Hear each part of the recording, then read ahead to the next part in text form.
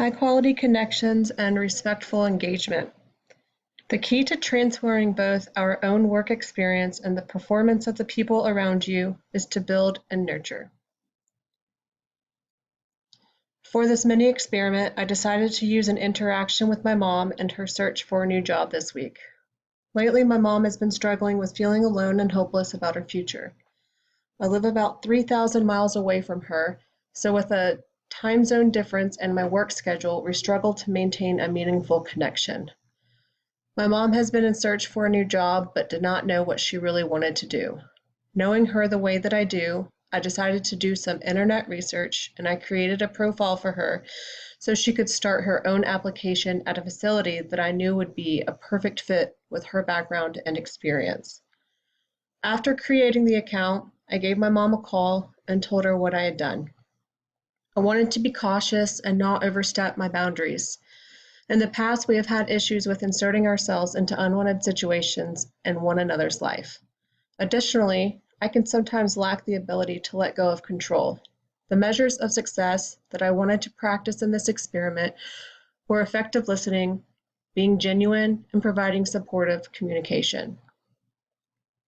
The outcomes I was trying to achieve were to lift my mom up, remind her of her strengths, and get her to submit an application.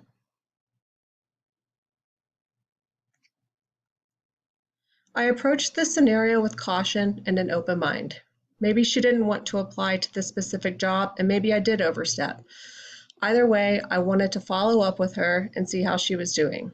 So the next day, I reached out to my mom to see how things were going and to inquire about the application. She told me that she did start the application but had a minor setback because she was drawing on past job experiences that were a bit outdated for the company. Essentially, she needed to put more current jobs that she had done in order for the computer to accept the application and move her on to the next step.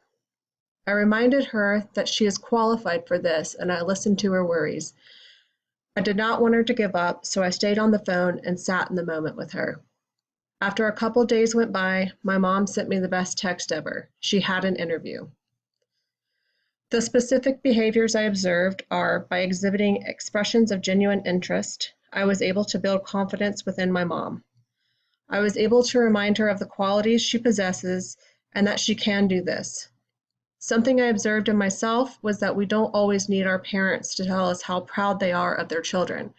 We can show and communicate the pride we have for them as well. After hearing that she landed an interview, I was so excited. Although it took her a couple days, she did it on her own. All my mom needed was supportive communication and a listening ear. Also, I learned something about myself too.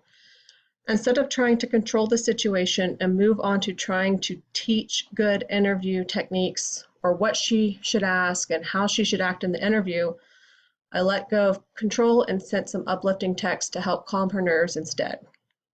We are truly connected, and I could feel her nerves all the way from South Carolina. At the end of the day, all she needed was a little push, and I think creating the account did just that. I met my objective by getting her to push herself outside of her comfort zone without overstepping her boundaries.